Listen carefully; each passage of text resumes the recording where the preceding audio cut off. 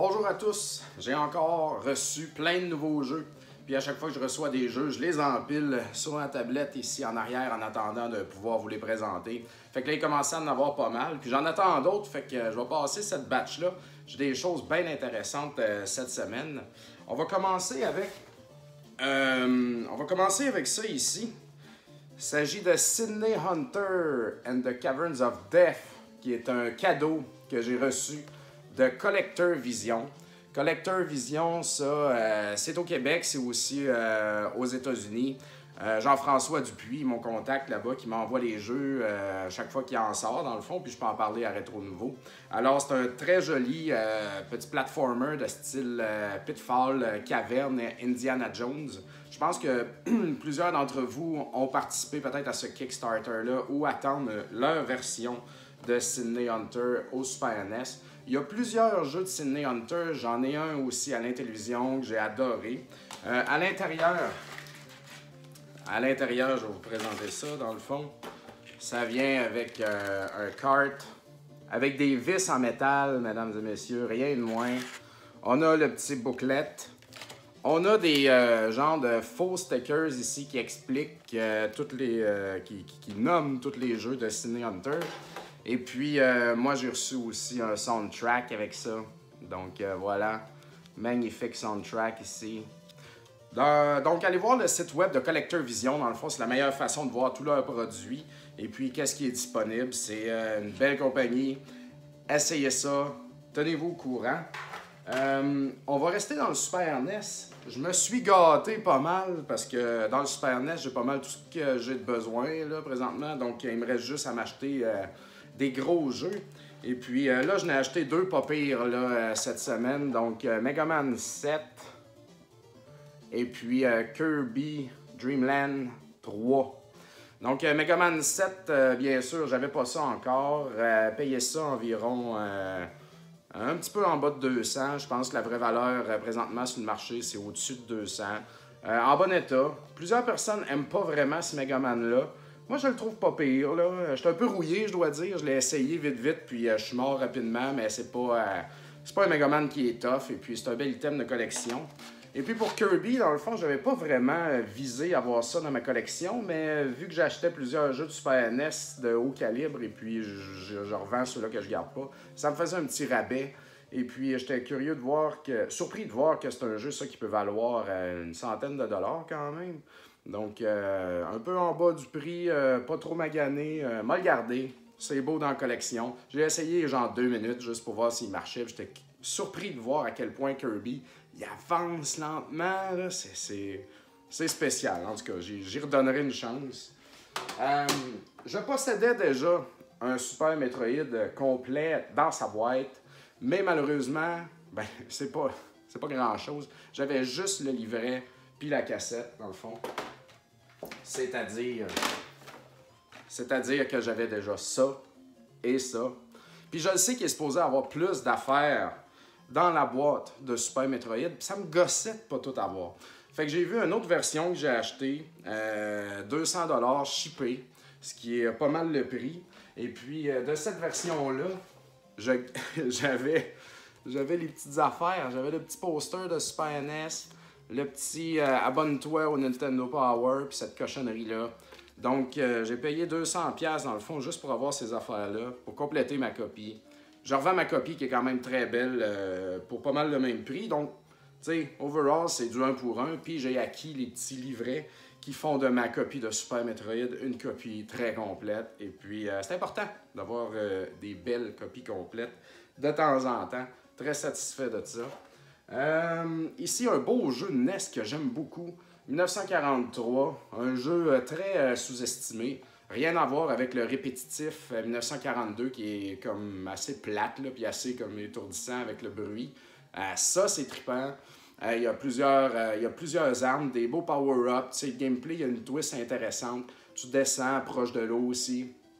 J'ai réussi à finir ce jeu-là l'année passée avec une manette turbo, bien sûr, parce que sinon, le bouton, ça vient vraiment tough pour le pouce. Et ça se finit, il y a une fin, et puis c'est vraiment intéressant. Donc, au NES, bien sûr, j'ai tous les jeux NES, sauf Stadium Events, puis j'aime bien avoir les boîtes et livrets des jeux que j'aime, qui me plaisent ou pour lesquels j'ai un certain attachement. Donc, je me suis attaché à ce jeu-là l'année passée en le finissant, puis la pochette est vraiment nice, puis c'est un bon shmup au NES. Donc, excellent. J'ai payé ça genre 40$ sur une page Facebook ontarienne. Très, très, très satisfait de ça. J'ai reçu, direct aujourd'hui, Overcooked sur Switch. Je suis bien content de ça parce que j'ai essayé ça, moi, pour la première fois cette année, bien en retard là-dessus. J'avais joué au PS4 et puis en gang, j'avais capoté bien raide, mais je ne possède pas de PS4 puis je voulais vraiment voir ce jeu-là. Pardon. Et puis j'allais le télécharger, mais là, quand j'ai vu, comme out of nowhere, qu'elle allait avoir une version physique, j'étais vraiment content. Fait que je l'ai acheté version physique pour continuer de booster ma collection physique de Switch. Donc, bien hâte de jouer à ça avec ma blonde et mes enfants. J'ai payé ça 40$. Ce qui est très bien, je trouve, parce que sinon, dans l'usager, j'en voyais pas. Puis au EB Games, bien sûr, c'est 60$, quelque chose de même, neuf. Donc, version used à... Ah, j'ai payé moins que ça. Je me semble 30. Ou peut-être même 20, je me rappelle plus. Mais vraiment, vraiment pas cher là, pour une copie pratiquement neuve. Ben content. C'est vraiment le fun, ce jeu-là. Et puis pour finir, encore de l'Atari 2600, mais du beau cette fois-là. 2 jeux que j'ai reçus. D'abord, je vais vous expliquer un peu les séries de ces jeux-là. J'ai reçu un jeu que j'ai essayé avec mes chums l'année passée pour la première fois qui s'appelle Up and Down. C'est un jeu de Sega, dans le fond. Et puis, pour les jeux de Sega à l'Atari 2600, comme j'ai expliqué dans des vidéos précédentes, il y a 2 sortes de cartes. Donc, vous voyez là, la petite... je vais me tasser. Il y en a avec une petite poignée. Ça ici, là. Il y a une petite poignée. Puis les autres, il n'y en a pas. Donc, comme dans plusieurs séries Atari 2600, vous voyez, même ça, je pense que c'est des cartes Apollo, genre, qui ont réutilisé, je sais pas trop. Donc, ça, c'est beau. Moi, j'aime ça. Quand je peux avoir avec les séries Atari avec des poignées, c'est ça que je veux. Or, c'est pas tous les jeux qui sont faits par série avec et sans poignée. Comme Tapper, il l'a avec poignée, il l'a aussi sans poignée. Mais Up and Down, il l'a juste sans poignée. Donc, je suis satisfait. Pas besoin de chasser une version Up and Down avec poignée, ça n'existe pas. J'ai pas besoin de chasser une version sans poignée de Tapper, pas j'en veux pas, parce que ma priorité, c'est les poignées quand il y en a. Par contre, voyez-vous, j'ai un très beau ici, Spy Hunter à l'Atari 2600. Ça existe. Il y a une version avec poignée, celle-ci n'en a pas. Et cela m'insatisfait au plus haut point. Donc, il faut que je me trouve une version avec poignée de Spy Hunter. Et puis, il me reste aussi Thunderground de Sega à trouver à l'Atari 2600, et qui a une poignée. Et j'aurais terminé la série Sega à l'Atari 2600. Donc, c'est pas des jeux qui valent super cher, mais c'est vraiment, vraiment pas commun, le Spy Hunter, Up and Down et tout. Donc, très, très, très satisfait de ça. Ça avance tranquillement. Et puis, pour finir, je vous présente la série Tiger Vision. Il y en a qui se souviennent peut-être de Tiger Vision comme étant les petites consoles portables là, à écran style numérique de montre. Là. Il y en avait plein, là, MC Hammer, Bad Dudes, Castlevania 2, Double Dragon, Ninja Gaiden. Ils les ont toutes faites. Là. Vous voyez le logo ici, là? C'est le même. Donc, Tiger Vision ont fait des jeux Atari 2600 qui ont une belle rareté et puis qui valent pas mal cher. Donc, je vais vous présenter ici, dans le fond, je vous en présenter un beau. Regardez-moi ça, c'est joli. Ils sont faits comme ça. Il y a un petit grip en avant, un petit grip en dessous. De même. Donc, et puis c'est beau dans le bout, c'est écrit comme en grosses lettres, genre Guild 100, bold, tu sais. C'est magnifique. Sauf le Espial ici, qui est un jeu très rare, qui vaut genre de 100 à 200$. C'est très variable. Moi, je l'ai eu pour des peanuts, là, pratiquement.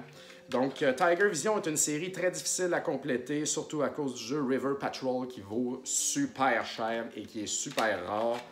Mais écoute, je m'essaye pareil. Et puis, j'avais déjà le jeu qui s'appelle Miner 2049, ici, qui est disponible aussi sur ColecoVision et j'imagine plein de vieux micro-ordinateurs. Eh bien, il existe un volume 2 de ça.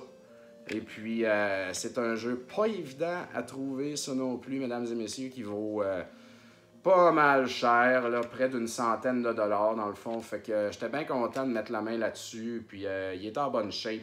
Fait que j'ai reçu ça en même temps que Up and Down, et puis j'ai payé les deux shippés propres, environ 100 dollars pour les deux. Donc c'est fou de même, je jouerai jamais à ça, mais c'est pas grave, c'est des belles séries, puis je les avance, puis je gaspille mon argent de même comme un imbécile. Alors voilà, c'est déjà tout. J'attends de quoi? J'attends un Holy Grail d'Atari 2600 qui vient d'Australie, il est dans la poste. Je pensais le recevoir cette semaine puis l'avoir pour cette vidéo-là, puis je ne l'ai pas eu. C'est pas grave, j'attends d'autres petites choses. Donc on va voir qu'est-ce que ça va donner. J'ai bien hâte, j'espère qu'il va être en bon état. Petite nouvelle aussi, vous avez peut-être vu que j'ai recommencé à faire de la vente de jeux de façon un petit peu plus active. Je l'avais annoncé sur ma page.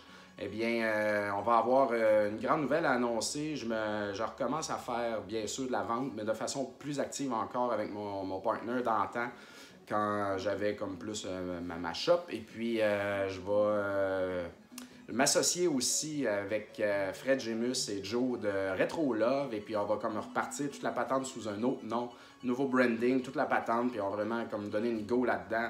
Puis essayer d'avoir une bonne shop, là, ça va faire un bon spot à Montréal. Et puis, si tout ça va bien, mais on va peut-être pouvoir envisager éventuellement une boutique physique de vente de jeux. Ça serait vraiment cool. Par contre, c'est pas facile, c'est cher, une boutique physique. Et puis, si vous voulez pas payer vos jeux, genre 20$ au-dessus de la valeur, faut trouver une façon de... Ça prend un produit connexe. En tout cas, on va passer à ça. Là, on va commencer à travailler les quatre ensemble et puis on va voir où est-ce que l'avenir va nous mener.